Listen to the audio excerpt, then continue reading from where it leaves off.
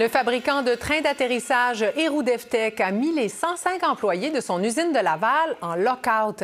Et Valérie Michaël-Labaine, les salariés ont tenu une grève d'une journée hier. Oui, parce qu'ils voulaient envoyer un message fort à l'employeur qu'ils n'étaient pas contents de la tenue des négociations. L'employeur a répondu avec un lock-out parce qu'il dit ne pas pouvoir accepter leur demande salariale. Ce que les travailleurs disent, c'est que leurs collègues de Longueuil gagnent en moyenne 8 de l'heure de plus qu'eux et que chez la concurrence, leurs collègues gagnent en moyenne 14 de l'heure de plus qu'eux. Mais ils ne s'attendent même pas sur les salaires que les employés gagnent en ce moment de part et d'autre. Héroux-Devtech dit que ces travailleurs gagnent en moyenne 86 000 par année sur une semaine de 44 heures, qu'ils seraient prêts à faire passer ces salaires-là à un peu plus de 100 000 par année, mais que la CSN exige 137 000 Ça, c'est la version de l'employeur. La CSN dit qu'au contraire, les employés gagnent seulement entre 48 000 et 69 000 par année. Ceux qui gagnent 86 000 par année, ce sont ceux qui font beaucoup de temps supplémentaire. La société dit qu'elle regrette la situation actuelle et demeure disponible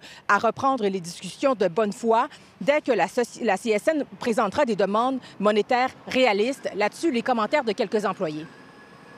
On mérite mieux, puis l'équité n'est pas là, donc on se sent un peu plus délaissé. On veut pouvoir avoir une vie décente, là, puis suivre le cours de la vie, l'inflation, ces choses-là. C'est tout ce qu'on demande. On ne demande pas plus. Un rattrapage pour toutes les années qu'on nous, on était conciliants. J'espère qu'ils ouvrent les portes, puis ils veulent assis avec nous autres. On est ouverts, puis nous autres, on est flexibles.